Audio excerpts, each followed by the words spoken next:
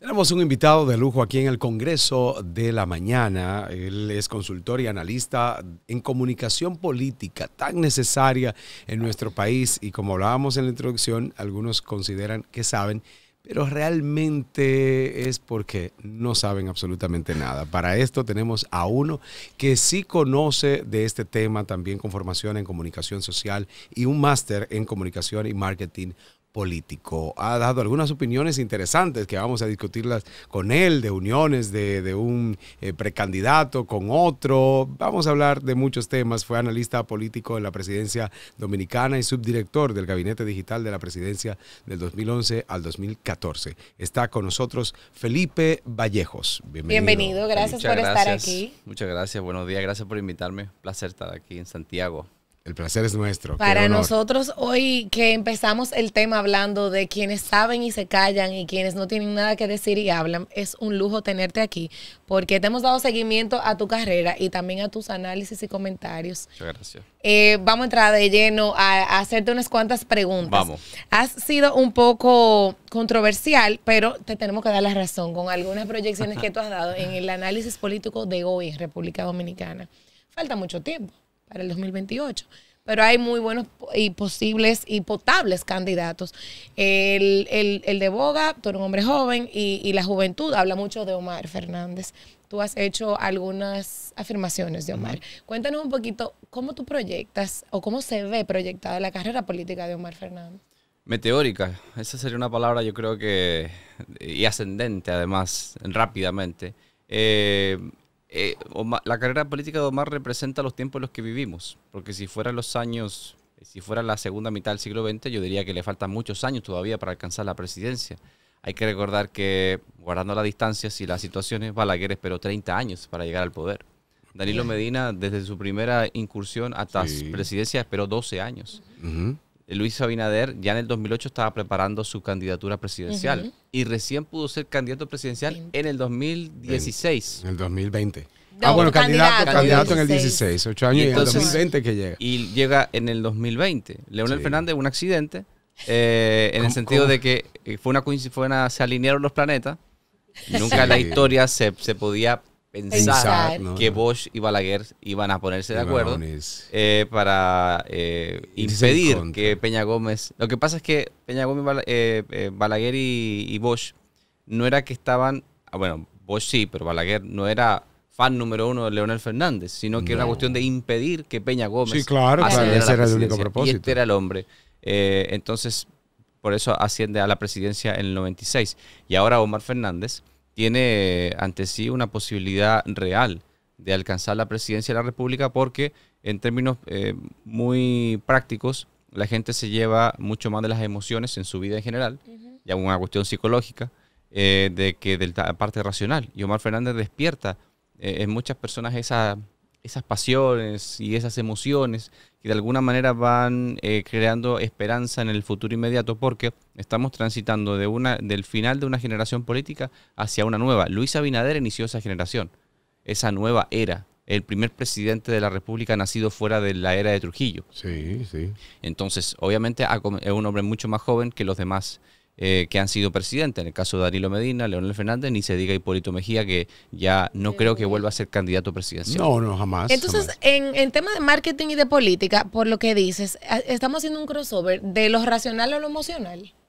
Siempre ha sido así, siempre ha sido así. Cuando la gente vota, fuera de la gente que realmente se molesta en leer un programa de gobierno o de ver la que propone un candidato. 2%. Ese es el porcentaje mínimo. No es que la gente no se preocupe de esas cosas, porque al final a un gobernante se le va a pedir cuentas, se le va a exigir resultados. Pero a la hora de votar, es una cuestión de quién me cae bien. Yo me acuerdo de mi madre, que me decía en el 2008, ay, qué bien me cae Obama. ¿Pero por qué te cae bien? ¿Por qué te cae bien? ¿Pero por qué te gusta? Bien. Es que me cae bien. Sí, y la señora de la casa que nos ayuda en casa para todo el tema de servicio doméstico, me preguntaba el año pasado si podía votar por Omar Fernández. Ajá. Sí. Y ella es de Barahona. No, Sí. le diga, no, nena, nena, le decimos, nena, tú no puedes votar por Omar porque No. tú eres de Barahona. Tienes que votar por el Ella Senado. quiere votar Pero por quería Omar. votar por Omar Fernández. ¿Por qué? Sí. Porque le caía bien también. Exacto, entonces despierta eso. Entonces tú das una fórmula que a algunos le caería un poco pesado. Por ejemplo, tú dices que el PLD ya no tiene posibilidad Y ya en estos a nivel momentos yo me presidencial. callo. Este es mi momento de silencio. Sí.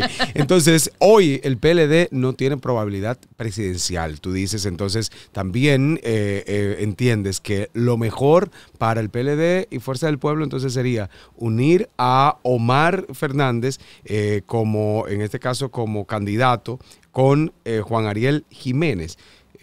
¿Cómo es esta dupla? Bueno. Entonces, jefe de campaña, Francisco Javier. Yo creo, Juan Ariel sería mi candidato ideal Para mí por las también. condiciones que tiene, sin embargo, todo indica que ni siquiera va a intentar ser candidato presidencial. Aparentemente, ¿no? Yo lo que he dicho es que en política cambian mucho las cosas. Y es que hoy, miércoles, si este domingo fueran las elecciones, a nivel presidencial el PLD no tiene ninguna posibilidad. Ajá. No hay ni un solo candidato que tenga posibilidades reales de alcanzar la presidencia. Como sí la tiene Leonel Fernández por lo último porcentaje que sacó en el año 2024. Sin embargo, Leonel Fernández tiene el lastre de su tasa de rechazo, muy dura que tiene. O sea, una tasa de rechazo dura, de gente que nunca votaría por él. Y la oposición en su conjunto tiene el lastre de que, históricamente hablando, una oposición desunida o dividida no alcanza el poder, así como el Jamás. oficialismo dividido no retiene el poder.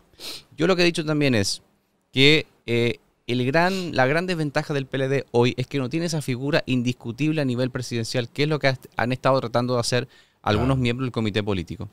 Pero te garantizo una cosa, les garantizo una cosa. Así como Leonel Fernández es el gran baluarte hoy inmediato presidencial de la Fuerza del Pueblo, también lo sería Danilo Medina, Sí. si estuviese habilitado. Claro. La gente dice, Danilo no tiene nada que buscar. La historia dice que la gente que condena a Danilo Medina, si estuviese habilitado, está equivocada. Claro. Porque Hipólito Mejía salió en peores condiciones en el año 2004 del poder. 2004.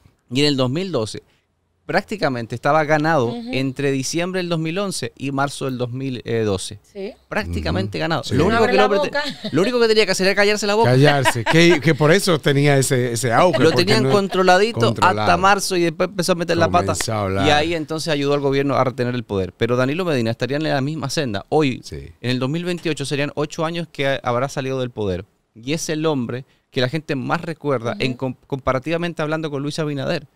Y la gente, cuando habla de Danilo Medina, decía, bueno, había corrupción, había sustracción del erario público, pero sin embargo el hombre resolvía.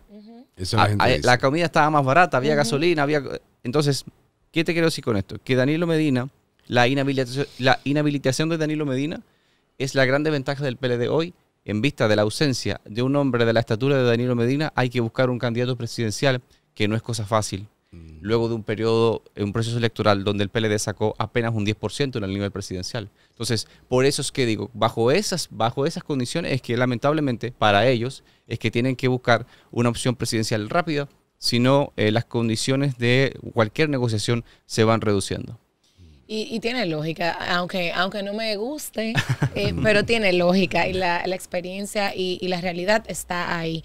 Entonces nosotros estamos viendo una oposición dividida, que no es el mejor de los escenarios, pero dentro del oficialismo estamos viendo una cantidad ilimitada de candidatos presidenciables que todos tienen, y bueno, o por lo menos en marketing se venden con muy buena base, con muy buena estructura y con muy buenos equipos. Y evidentemente eso en años anteriores, bueno, en el gobierno de Hipólito fue el fracaso, la división de los presidenciables.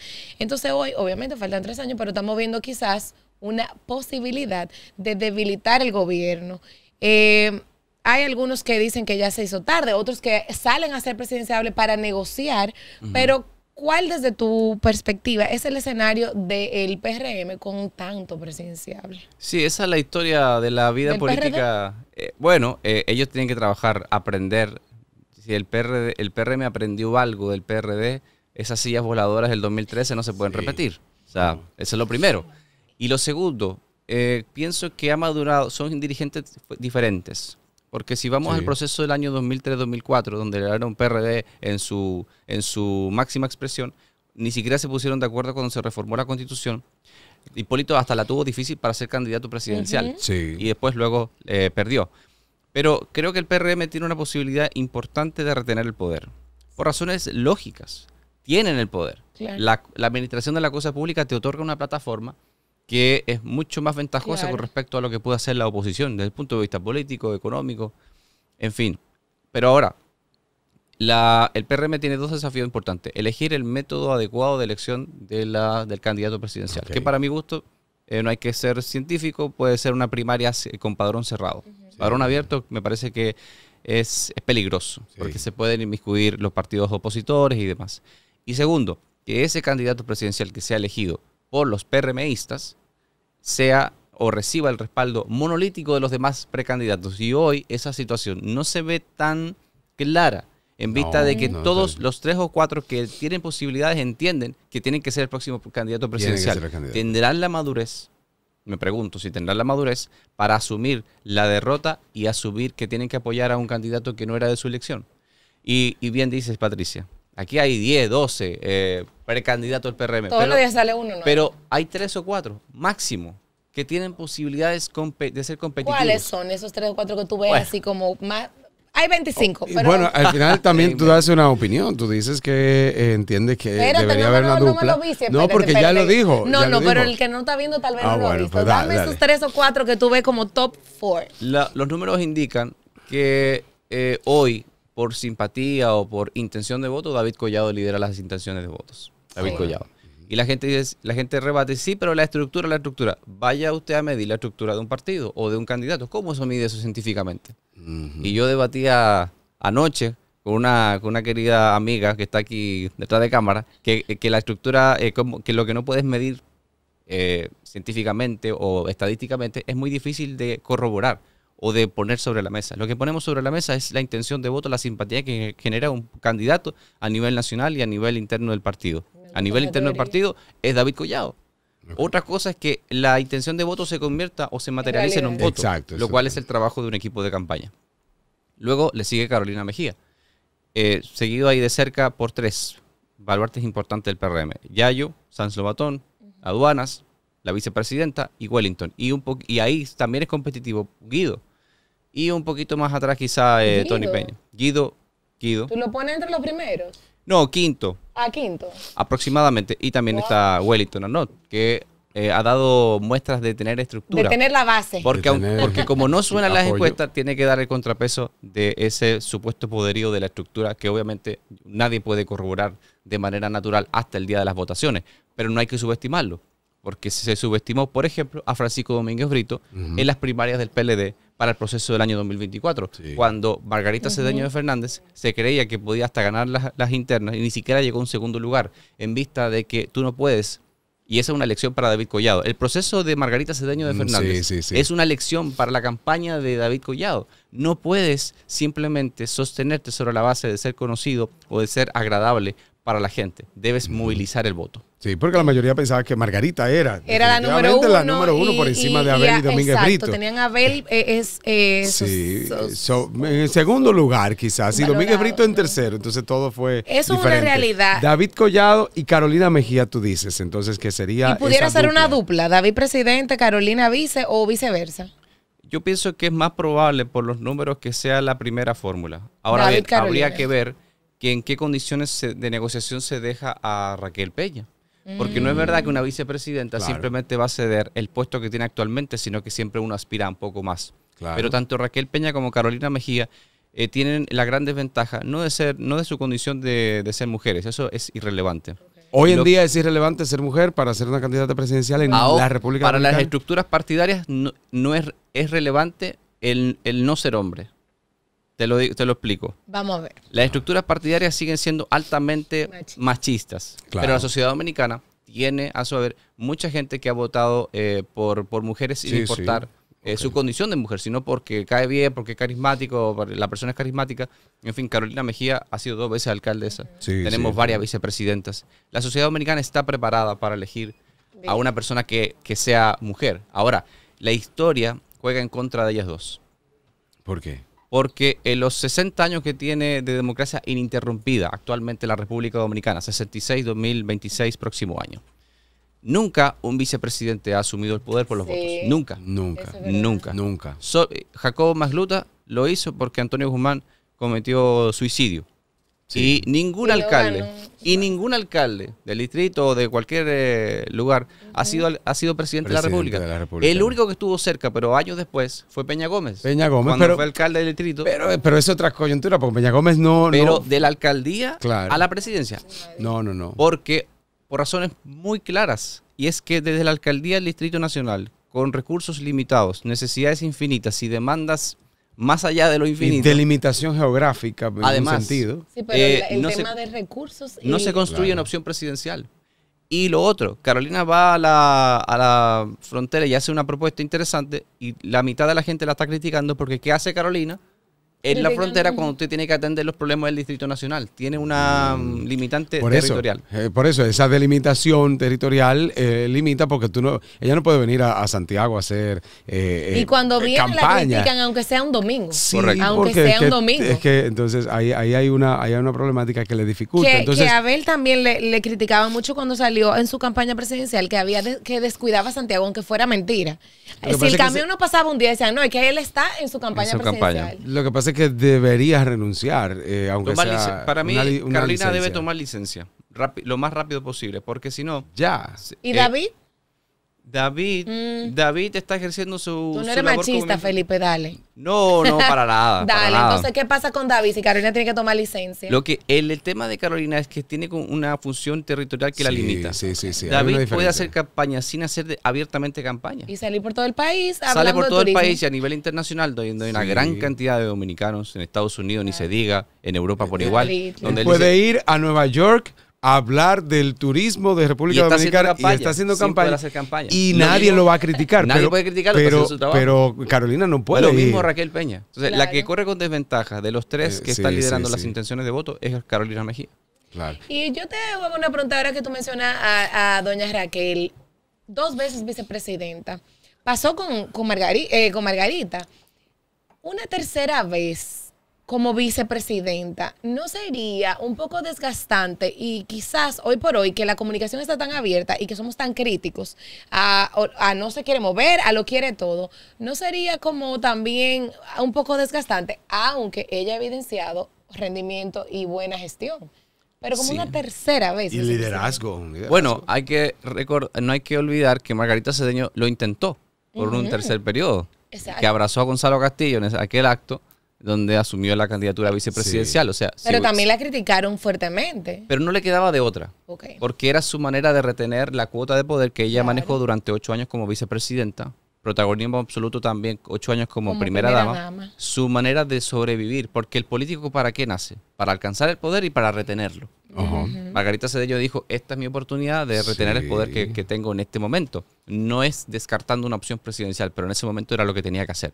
Quizás doña Raquel no tenga otra opción que aceptar una candidatura vicepresidencial en el año 2028 con el candidato que obtenga la mayoría de los votos en la primaria, porque esa va a ser su forma de retener el poder y de pausar o de dilatar un poco más la aspiración presidencial, ese sueño que ella dice que tiene de llegar a la presidencia. Sí. ¿Y se vería una fórmula 2 mujeres? Carolina, Raquel. Puede ser, es factible. Yo no veo por qué no República deban hacer. Dominicana No hay yo no rechazaría vería eso. inconveniente de que hayan 2 mujeres. Ahora no lo veo factible en el actual escenario. Ok. Yo no creo que David Collado, que está liderando las encuestas, que ha hecho el trabajo, de los 3 que suenan más, el que tiene una carrera ascendente y lógica Claro. en el sentido de alcanzar puestos de mayor relevancia en el nivel de la Diputado, política, alcalde. es David Collado. Claro. Claro. Algunos dicen, pero es que no es verdad. Bueno, veamos los hechos. Fue diputado. Ujú. Era conocido a nivel comunicacional en algunos sectores y se le llamaba el emprendedor. emprendedor. Emprendedor. Luego llega a la primera Cámara de... persona que usó esa palabra que hoy por hoy todo Exacto. el mundo quiere usar. Tenía su programa. Sí, y hace era mucho. conocido por ese tema. Trabajó en ese nicho. Luego alcanza la diputación. Luego salta a la alcaldía. en esa... Sí, sale bien de la alcaldía. Sale bien, Sí. porque tuvo la inteligencia suficiente de irse después de un periodo. Así es. No te así puedes casar con ese puesto. No, ni menos Es en el la error que alcaldía. cometió para mi gusto Carolina Mejía. Y Roberto Salcedo, recordamos. Pero Roberto que Salcedo no 3 tenía ocasiones. aspiraciones más allá. No, pero que quiero decir que Se desgasta. ganó 3 veces, pero salió muy mal. En una Desgastado. Y perdió la cuarta porque su partido le quitó el piso. Bueno, sí, pero Pues, salió dicho muy por él, feo. Salió dicho muy por feo. él. Dicho por él. Y entonces, y ahora ministro es de Turismo ministro. con gran éxito. Claro. De los grandes baluartes del gobierno de Luis Abinader es el turismo. ¿Quién es la cara del turismo a nivel David cual Collado. internacional? David Collado. Entonces, ¿cuál es su próximo paso? Naturalmente, que debe ser la presidencia de la República. Debe ser por lo Wow. menos el intento. En estrategia comunicacional de la República Dominicana, gubernamental, en la estrategia al momento de presentar las informaciones, ¿cómo vamos en los últimos 10 años? ¿Cómo hemos ido en cuanto a comunicación gubernamental? Diferentes partidos, por eso quiero poner una década. La gente dice que la comunicación política no se maneja bien desde los gobiernos, viéndolo grosso modo muy general en los últimos 10 años, para ir luego a lo más específico. ¿Cómo ves? Bueno, hace 10 años todavía teníamos el primer periodo de gobierno de Danilo Medina, Ajá. que para mí es el mejor gobierno comunicacionalmente de los últimos Comunicacionalmente. 15 años. Ok. Es un gobierno para enmarcarlo, para estudiarlo, para decir... Comunicacionalmente. Comunicacionalmente. No lo vayan a resaltar. No, Cada me te corte, por favor, de que lo voy principio a a fin. subir. Comunicacionalmente. De principio a fin, para mi gusto ha sido el mejor gobierno porque tenía toda una intención. Había una agenda trazada. Era como que Danilo Medina se fue en el 2007 y preparó su plan de gobierno y lo aplicó magistralmente entre 2012 y 2016. Desde el primer día se vio que, y ya hasta los números de la popularidad de Danilo, era abrumador. La oposición estaba anulada no porque no existía, sino porque no había manera de criticar al hombre. Claro. Entonces, en esa categoría supo transitar desde la campaña al gobierno. Y creo que los últimos gobiernos han tenido la complejidad de no entender cuándo se acaba la campaña y cuándo es hora de gobernar. Cuándo Bien. se acaba la gestión de campaña y cuándo se acaban las promesas de la campaña y cuándo es hora de entregar resultados. Ok. Porque tú no puedes pasarte la vida gobernando dando fechas posibles de planes y estrategias Sí, y obras. sí. Que vamos a hacer esto un y que gobierno. Para el año que viene. Y en 3 años más, y mi aspiración es que el hambre se acabe en 10 años más. O sea, la gente lo que pide, bien, que bueno que el presidente tenga visión. Sí. Pero al presidente Luis Abinader en este caso le ha faltado también, así como en el discurso de esa visión que él tiene, que se respeta y que en muchos casos hasta uno puede apoyar porque es lógico, Claro. no es menos cierto que tiene que de verse reflejado en resultados. Y ahí Claro. ha estado la gran debilidad del PRM. Los 3 partidos grandes tienen grandes debilidades comunicacionales. Ok. Porque hay algo que se llama narrativa. Ajá. Y con la narrativa nadie puede. No es Felipe Vallejos que No, lo no, dice. no. Usted vaya y hable con la gente porque ese es el mejor termómetro. El PLD está asociado a corrupción. El PLD Sí. puede decir, no es verdad, siempre ha habido corrupción. Pero la se entiende, narrativa pero dice el que está PLD asociado. está asociado a la corrupción. Exacto. La Fuerza del Pueblo está asociado al hecho de que el partido existe, nace y vive y respira en función de un solo objetivo, que Leonel Fernández sea presidente. Ujú. Que por ende no es verdaderamente un partido. Esa es la narrativa que la gente entiende. Sí. Y el PRM lamentablemente tiene que lidiar con la mala reputación de la incompetencia, Mm, de la ineptitud. sí.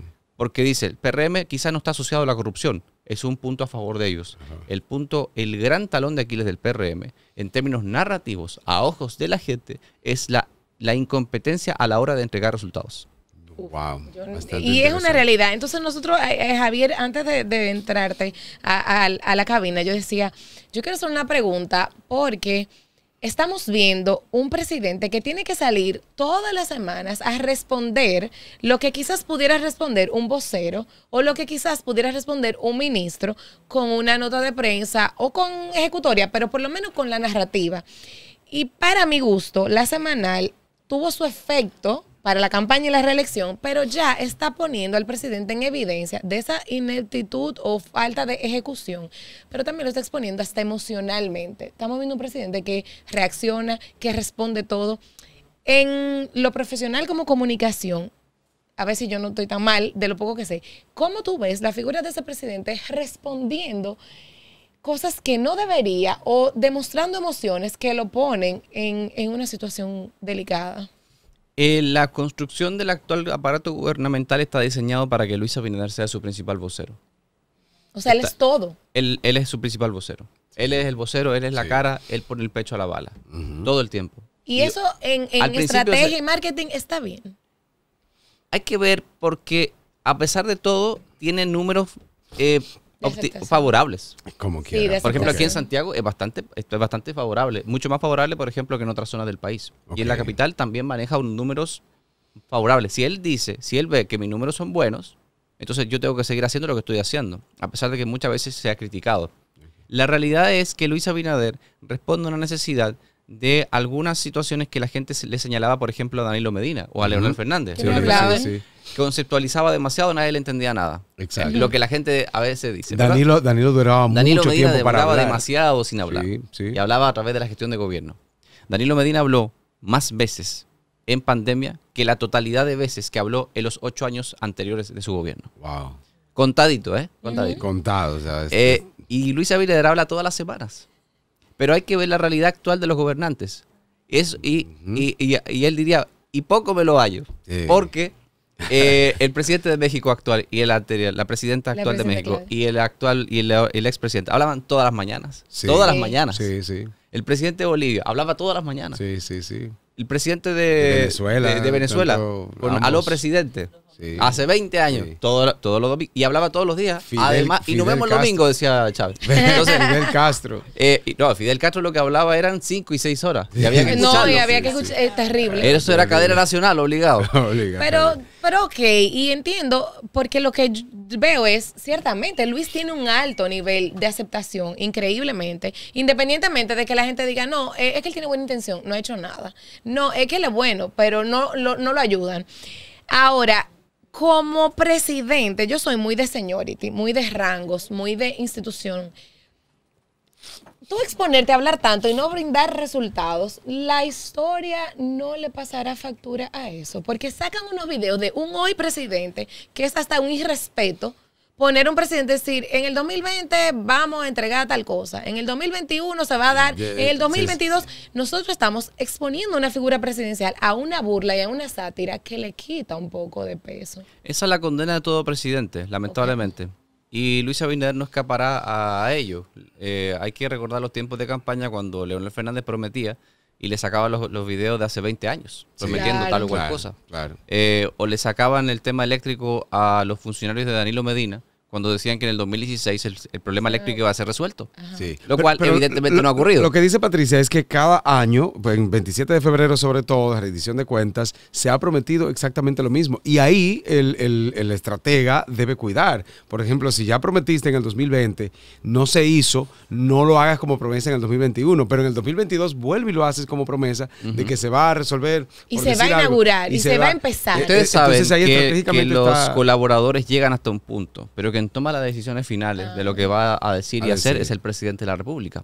Entonces, yo no por estoy... lo menos no mencionó la carretera del Ámbar en este año. Ya no la mencionó. Yo no estoy ahí uno no está en el equipo interno para ver cómo funciona eso. Ya. Pero si el presidente de la República, a pesar de alguna sugerencia, decir, presidente, no volvamos a mencionar esta obra porque no hemos avanzado nada, y él decide hacerlo porque los números le dicen que es favorable para su popularidad. Hablar es favorable. Los números hablan por sí solos. Bueno. Entonces, si Luis Abinader dice, yo tengo que seguir hablando de esto porque los números están buenos, presidente, no diga esto, es que yo lo voy a hacer porque mis números están buenos. Hay una situación ahí interna donde el estratega llega hasta un punto. A mí no me parecería aconsejable. Otra cosa es que la decisión de quién lo va a decir sea tomada o no. Como estratega, y eso que tú acabas de decir, es difícil dirigir cabezas que son líderes y que tienen un objetivo quizás más allá de lo que el equipo puede estar viendo. ¿Te ha tocado situaciones difíciles que tú dices, no puedo trabajar con esta persona? Si te digo que sí, me va a preguntar quién. No, tranquilo, tú me lo dices después. Pero te lo digo porque a veces uno negocia tu profesionalismo o tu posición y aunque no vaya o no comulgue contigo, a veces uno continúa en un equipo por un tiempo. ¿Tú has sabido decir aquí no, aquí sí? No me ha tocado ser tan categórico de decir aquí no. Ok. Sí me ha tocado decir, ya cumplí un ciclo y es hora de otra cosa. Ok. Que es lo mismo, pero más bonito. Sí, más bonito. Lo que sí te digo es que un estratega, un colaborador, que quiere lo mejor para esa campaña, para esa gestión y para ese perfil, debe aprender a decir que no. O debe decirle, esto no. Porque obviamente hay mucha gente que rodea a un político que realmente está ahí para adularlo y le está haciendo un daño. Un daño. Pero puedo entender al adulón, al adulador, lo puedo entender, porque está preservando su puesto, su rol. Por ejemplo, Francisco Javier salió en un momento y, bueno, dio un discurso un poco fuerte. En la campaña de Abel. En la campaña de Abel. Y dijo, no, yo no puedo, es incontrolable, no puedo, ya, no como asesor en este caso, sino como vocero.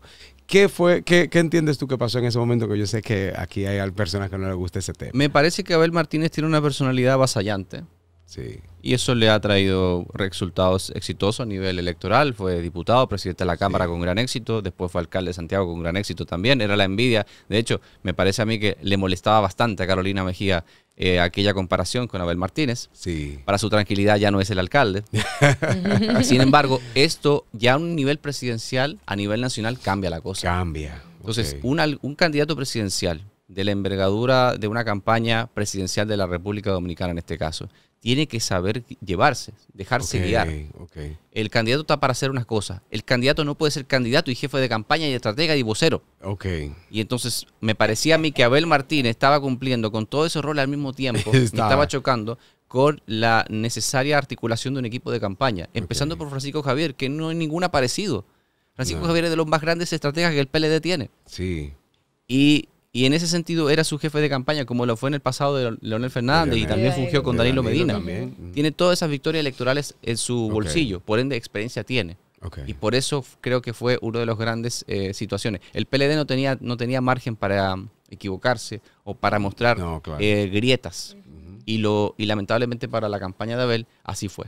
¿Cómo van los partidos minoritarios de la República Dominicana? Recientemente ya se definió la distribución, o por lo menos se dio en primera instancia la distribución económica. Hay algunos partidos emergentes que van creciendo bastante. País Posible, Justicia Social, entre otros, Opción Democrática dentro de la capacidad. Sabemos que ya Dominicanos por el Cambio tiene una trayectoria. ¿Cómo vemos estos partidos dentro del panorama político y ya dentro de lo que manejas?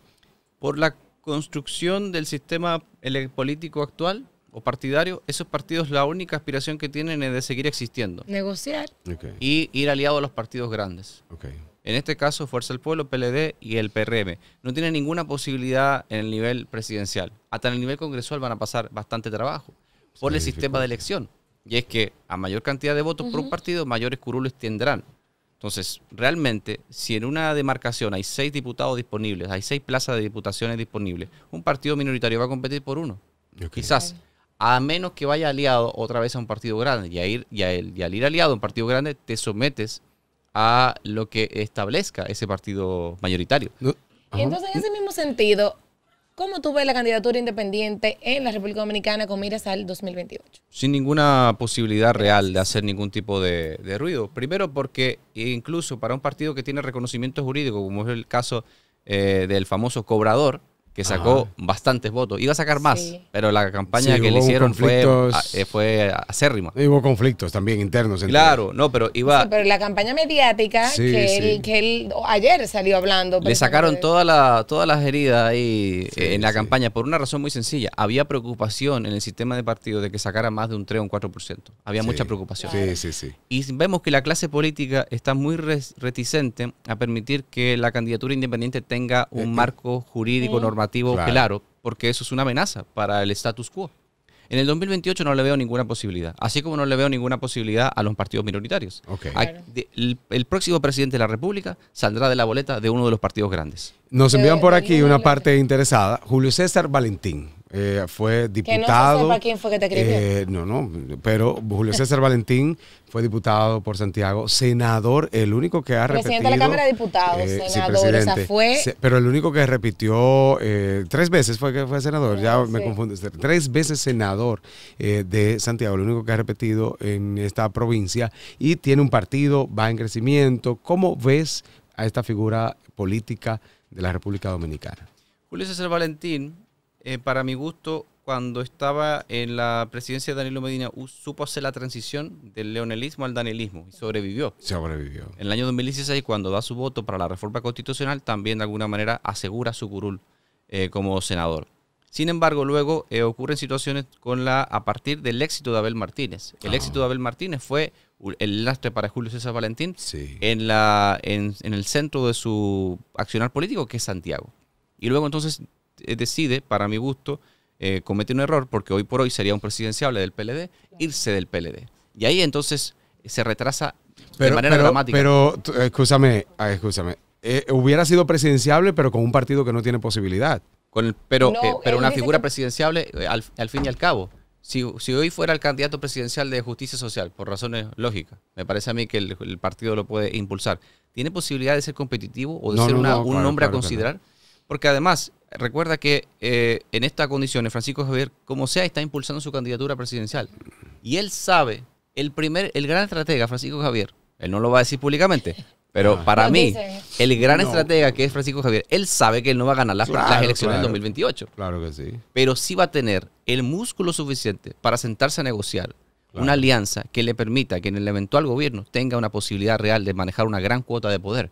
Y eso es lo que se ha sacrificado Julio César Valentín, por las razones que se podrán entender, pero al irse del PLD y crear un partido, retrasó muchísimo o condenó muchísimo sus posibilidades presidenciales.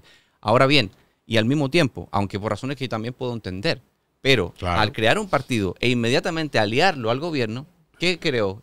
¿Qué quedó en la conciencia del dominicano? Que creó un partido simplemente para alcanzar el poder de manera rápida a través de Luis Abinader, es decir, un partido satélite. Aunque no lo sea, la gente aquí de Justicia Social me parece decir, es mentira que es un partido satélite. Tenemos estructura, tenemos una presencia a nivel nacional, pero es que con la narrativa nadie puede. Y la narrativa es que Julio César Valentín se fue porque se enojó, porque Abel Martínez era el candidato presidencial, creas un partido y luego inmediatamente lo endosas a la candidatura presidencial de Luis Abinader y logras el decreto que hoy te tiene como superintendente de seguros. Ese recorrido, de alguna forma, aunque lo tiene manejando una cuota de poder, que para eso vive un político, no es ningún pecado, de alguna manera sí ha lastrado o lastrará de forma permanente o no sus posibilidades de tener un puesto de mayor relevancia. Pero quizá como un método de negociación, tal vez sacrificó su figura presidenciable para mantener su estructura. No, quizás, fue así. Es así, tal cual. Okay. Quería decir, yo necesito decirle que yo quiero que él sea mi mejor amigo. Aunque dice cosas como que no, pero sí. No te conviene. Es que tienes que rodearte de gente que te diga la verdad. La verdad, por eso lo valoro y entiendo que todo el que está viendo esta entrevista también valora y reconoce tu capacidad, que eso no se puede poner en duda. Y lo claro que estás, eres un hombre joven, un hombre muy estudiado, muy objetivo. Y hay una visión que es evidente y es que República Dominicana cambió, que nosotros estamos viviendo unos tiempos distintos y que el político que no lo entienda definitivamente queda fuera del terreno. En ese sentido, un consejo para la clase política desde tu punto de vista de manera comunicacional. Hoy en día, con miras a los próximos años y ya a las elecciones, ¿qué debe mejorar la clase política en el sentido que consideres actualmente? Primero, respetar al ciudadano y no burlarse de la inteligencia del ciudadano de a pie, porque es mucho más inteligente y despierto de lo que el político considera. El dominicano actual, con relación a hace 20 años, es mucho más educado, más formado y por ende, al estar más formado, es más exigente y más impaciente además, porque vivimos en una era muy automática. Lo segundo es que hábleme menos de problemas de partidos o quién yo quiero que sea presidente y secretario general de mi partido y más de los problemas de la gente. Y 3, resultados. No, a la gente le importa bastante poco lo que usted hizo en el pasado o lo que usted quisiera hacer. Muéstreme lo que ha hecho. De acuerdo. Y sobre la base de lo que ha hecho, entonces yo puedo considerar votar por usted. Bien, excelente. Muchísimas gracias. Ahí Tus está. redes sociales, por favor, para que te sigan, porque de verdad que hay que darle seguimiento a la información que tú compartes. Felipe Vallejos M en X, ahí nos veremos. Me encuentro con varios bots, pero está bien, ya tengo aprecio a los bots. Y respondes. No, a los bots. A los bots no se les Lo responde. que pasa es que yo siempre digo que en redes sociales hay que hablar y responder como si yo te tuviera enfrente. Okay. Con ese respeto y con esa altura podemos disentir, pero con respeto. Perfecto. Pues gracias por Felipe. estar aquí. Gracias. Nosotros vamos a una pausa y regresamos en breve.